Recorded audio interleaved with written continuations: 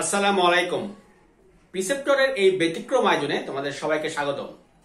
শিক্ষার্থীবৃন্দরা, তোমরা জানো যে ন্যারেশনের উপরে ক্লাস চলছে। অলরেডি 2টি ক্লাস পাবলিশ হয়েছে। আজকে ন্যারেশনের উপরে 3য় ক্লাস।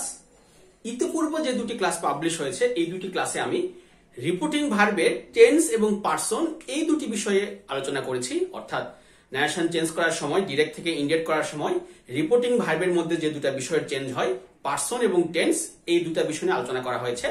আজকে যে বিষয়টা নিয়ে আমি আলোচনা করব সেটি হচ্ছে, দেখো, রিপোর্টিং ভার্ব এবং লিঙ্কার। তোমরা জানো যে সেন্টেন্স 5 প্রকার অর্থ অনুসারে: অ্যাসার্টিভ, ইন্টারোগেটিভ, ইম্পারেটিভ, অবজেক্টিভ এবং এক্সক্লেমেটরি। এই 5 প্রকার সেন্টেন্সেরই ন্যারেশন পরিবর্তন হয়। কোন প্রকার সেন্টেন্সে কি রিপোর্টিং ভার্ব বসে সেটা এখানে লেখা আছে, এবং কোন প্রকার সেন্টেন্সে কিরকম লিঙ্কার বসে সেটা এখানে লেখা আছে। এই বিষয় নিয়ে আজকে ক্লাসটি। তাহলে চলো আমরা ক্লাসটি শুরু করি। দেখো, আমি যদি প্রথমে একটা সেন্টেন্স লিখি যে হি সেড টু মি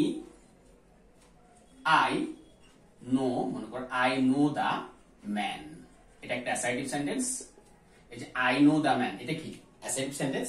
এই যে ইনভার্টেড কমার মধ্যে যে অংশটুকু, এইটা আমি পূর্বের ক্লাসেও দেখিয়েছি, এইটা হচ্ছে রিপোর্টেড স্পিচ। এই রিপোর্টেড স্পিচের 2টি পরিবর্তন হয়, 2টি বিষয়ের পরিবর্তন হয়। একটা হচ্ছে পারসনের পরিবর্তন হয়, একটা হচ্ছে টেন্সের পরিবর্তন হয়। এর বাইরে একটা রিপোর্টিং ভার্ব আছে, এর বাইরে একটা ভার্ব আছে যেটাকে আমরা বলি রিপোর্টিং ভার্ব। এবং যে ব্যক্তিটা কথা বলে, স্পিকার, যে তাকে কি বলা হয়? তাকে বলা হয় রিপোর্টিং ভার্ব এর সাবজেক্ট। তোমরা বিষয়গুলো জানো। এ হচ্ছে রিপোর্টিং ভার্বের সাবজেক্ট। আর একজন ব্যক্তিকে উদ্দেশ্য করে কথা বলা হয়, সে হচ্ছে রিপোর্টিং ভার্ব এর অবজেক্ট। আমি পূর্বের 2টি ক্লাসেও এই বিষয়টা বুঝিয়েছি যে একটা সেন্টেন্সের ন্যারেশন পরিবর্তন করার জন্য 4টি জায়গায় আমাদের পরিবর্তন হয়।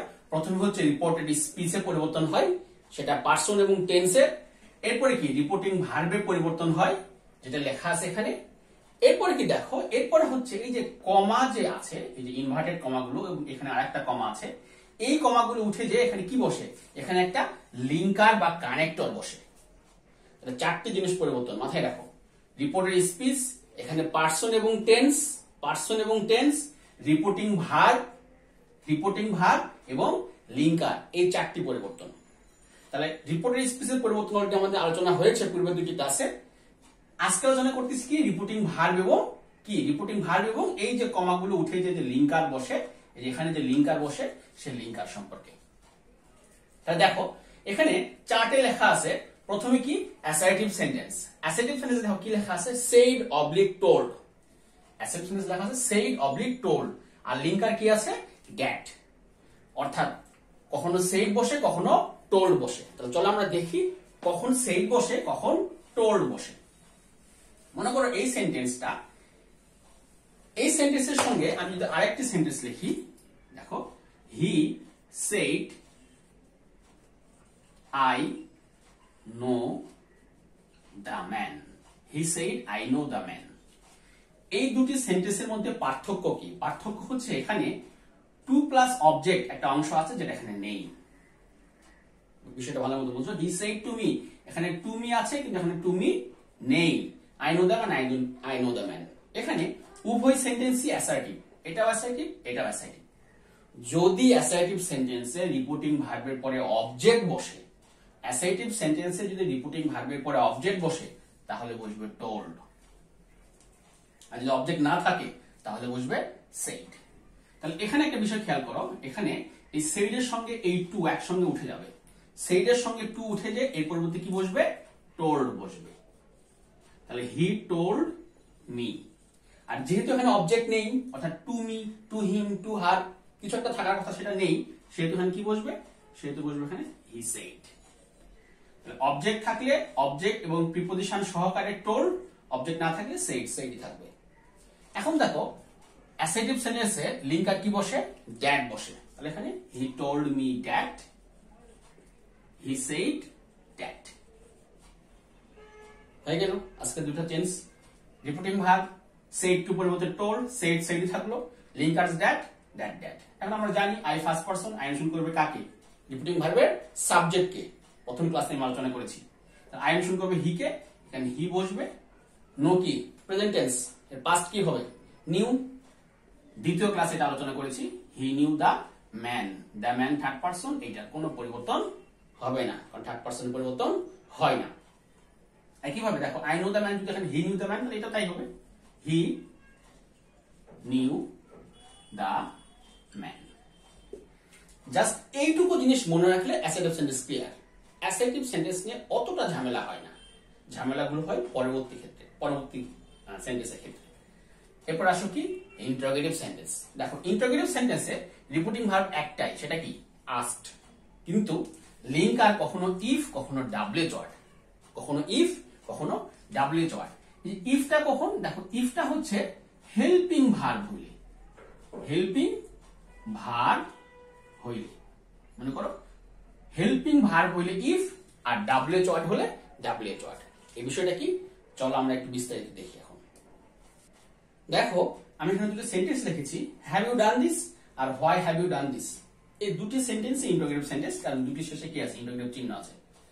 একটা সেন্টেন্স ইন্টারোগেটিভ হয় কিন্তু দুই ভাবে। এর আগে ভয়েস চেঞ্জের ইন্টারোগেটিভ সেন্টেন্সের পরিবর্তন একটা ক্লাস আছে, তোমরা আমার চ্যানেলে পাবে ক্লাসটি, অবশ্যই ক্লাসটি দেখে নিও। ওইখানে আমি দেখিয়েছি যে একটা সেন্টেন্স ইন্টারোগেটিভ হয় দুই ভাবে, ডাব্লিউএইচ ওয়ার্ড দ্বারা অথবা হেল্পিং ভার্ব দ্বারা। এখন হেল্পিং ভার্ব মানে কি? অক্সিলারি ভার্ব, অক্সিলারি ভার্ব অসংখ্য, প্রাইমারি অক্সিলারি, মডাল অক্সিলারি, তাই না? কিন্তু ডাব্লিউএইচ ওয়ার্ড কিন্তু নির্দিষ্ট কয়টি? নির্দিষ্ট হচ্ছে 9টি ডাব্লিউএইচ ওয়ার্ড। এটিও আমি আগে যে কোনো একটা ক্লাসে লিখে দিয়েছিলাম, ডাব্লিউএইচ ওয়ার্ড 9টি। প্রথম 5টি কি? আবার একটু লিখে দিই, হু, হুইচ, হোয়াট, হুম, আর কি? Whose. Who, which, what, whom, whose. এই যে প্রথম যে 5টা ডাব্লিউএইচ ওয়ার্ড, এই 5টা কখনো প্রোনাউন হয়, কখনো অ্যাডজেক্টিভ হয়। এই বিষয়টা মাথায় রেখো, সারা জীবন কাজে লাগবে। হু, হুইচ, হোয়াট, হুম, হুজ, এই 5টা ডাব্লিউএইচ ওয়ার্ড কখনো প্রোনাউন, কখনো অ্যাডজেক্টিভ। কিন্তু হোয়াই, হোয়ার, হোয়েন, হাউ, এই যে 4টি, হোয়াই, হোয়ার, হোয়েন, হাউ, এই 4টি যে ডাব্লিউএইচ ওয়ার্ড, এই 4টি ডাব্লিউএইচ ওয়ার্ড অলওয়েজ অ্যাডভার্ব। তাহলে মোট কয়টি হলো? 9টি ডাব্লিউএইচ ওয়ার্ড। বিষয়টা দেখো, হু, হুইচ, হোয়াট, হুম, হুজ, এই প্রথম 5টি প্রোনাউন হয়, অ্যাডজেক্টিভ হয় ব্যবহারের উপর ভিত্তিতে। কিন্তু হোয়াই, হোয়ার, হোয়েন এবং হাউ, এই নিচের যে 4টি ডাব্লিউএইচ ওয়ার্ড, এই 4টি ডাব্লিউএইচ ওয়ার্ড অলওয়েজ কি? অ্যাডভার্ব। তাহলে একটা সেন্টেন্স হয় দুই ভাবে, ডাব্লিউএইচ ওয়ার্ড দ্বারা অথবা হেল্পিং ভার্ব দ্বারা। যেমন দেখো এখানে হেল্পিং ভার্ব দ্বারা ইন্টারোগেটিভ হয়েছে, এখানে ইন্টারোগেটিভটা হয়েছে কি দিয়ে? হেল্পিং ভার্ব বা অক্সিলারি ভার্ব দিয়ে, এটা হয়েছে ডাব্লিউএইচ ওয়ার্ড দিয়ে। এই বিষয়টা ক্লিয়ার? আরেকটা বিষয় মাথায় রাখো যে ইন্টারোগেটিভ সেন্টেন্সে সাধারণত দেখো হেল্পিং ভার্ব মূল ভাবের মাঝখানে থাকে সাবজেক্ট। একটা সেন্টেন্স ইন্টারোগেটিভ হইলে সেখানে হেল্পিং ভার্ব আর মূল ভাবের মাঝখানে কি থাকে? সাবজেক্ট। একইভাবে দেখো হেল্পিং ভার্ব মূল ভাবের মাঝখানে কি আছে? সাবজেক্ট। ইন্টারোগেটিভ চিহ্ন আছে, ইন্টারোগেটিভ গঠন মেইনটেইন হচ্ছে, তাহলে অবশ্যই এই দুটো কি? Interrogative sentence. এখন এই দুটোকে আমি দুটো কি বানাই? দুটা ন্যারেশনে অর্থাৎ স্পিচে পরিণত করি। আমি এর পূর্বে বসাই দেই, এটা ইনভার্ট কমার মধ্যে ঢুকাই, তাই না? হ্যাঁ, এখানে বসাই দিলাম, হি সেড টু মি। লিখলাম হি সেড টু মি, এখানেও লিখি হি সেড টু মি। তাহলে দুটোকে আমি দুটি স্পিচে পরিণত করলাম। তা দেখো এখানে রিপোর্ট স্পিচ ইন্টারোগেটিভ, এখানে ইন্টারোগেটিভ। এখন এখানে কি লেখা আছে? রিপোর্টিং ভার্ব ইন্টারোগেটিভ সেন্টেন্সে কি বসে? আস্কড বসে, অলওয়েজ আস্কড বসে। তাহলে এখানে এই যে সেড এবং টু, এইটুকু উঠে দিয়ে কি বসবে? আস্কড বসবে। তাহলে হি আস্কড মি। একইভাবে এটাও ইন্টারোগেটিভ, তাহলে এখানে সেড এবং টু উঠে দিয়ে কি বসবে? He asked me. এটু ক্লিয়ার? সেড টু উঠে গেল, উঠে যায় আস্ক, এখানে সেড টু উঠে যায় আস্ক। রিপিটিং ভার্বের কাজ আমার শেষ। আসলে লিঙ্কার। এখন দেখুন লিঙ্কারে কি লেখা আছে? লিঙ্কারে লেখা আছে ইফ অথবা ডাব্লিউএইচ ওয়ার্ড। ইফ এর নিচে কি লেখা আছে? হেল্পিং ভার্ব হলে, আর ডাব্লিউএইচ ওয়ার্ড হলে ডাব্লিউএইচ ওয়ার্ড ঠিক থাকবে। দেখো এখন এখানে have helping verb, helping verb have, এই কারণে এখানে কি বসবে? ইফ বসবে। লেখা আছে হেল্পিং ভার্ব বলে ইফ বসে। ইফ বসাইলাম, আর এখানে ডাব্লিউ ওয়ার্ড, এই ডাব্লিউ ওয়ার্ডটা কি হবে, ডাব্লিউ ওয়ার্ড ঠিক থাকবে। এখন এখানে একটা বিষয়, মোস্ট ইম্পর্টেন্ট একটা বিষয়, এটা মাথায় রাখতে হবে সব সময়, সেটা হচ্ছে আমি যে সেন্টেন্সের ন্যারেশন চেঞ্জ করি, অর্থাৎ assertive, interrogative, imperative, operative, exclamatory, যে সেন্টেন্সের আমি ন্যারেশন পরিবর্তন করি, প্রত্যেকটা সেন্টেন্স কিন্তু অ্যাসার্টিভ হবে। অর্থাৎ অ্যাসার্টিভ তো অ্যাসার্টিভ হবেই, ইন্টারোগেটিভ, ইম্পারেটিভ, অপারেটিভ, এক্সক্লেমেটরি প্রত্যেকটা সেন্টেন্সই অ্যাসার্টিভ হবে। অর্থাৎ আমি যদি সংক্ষেপে লিখি, assertive, interrogative, imperative, operative, exclamatory, এই প্রত্যেকটা সেন্টেন্সে যখন আমি ন্যারেশন চেঞ্জ করব, প্রত্যেকটা হয়ে যাবে অ্যাসার্টিভ। অ্যাসার্টিভ তো অ্যাসার্টিভ হবে, ইন্টারোগেটিভ, ইম্পারেটিভ, অপারেটিভ, এক্সক্লেমেটরি সবগুলো হবে অ্যাসার্টিভ। এখন ইন্টারোগেটিভ সেন্টেন্সের গঠন আর অ্যাসার্টিভ সেন্টেন্সের গঠন কি সেম?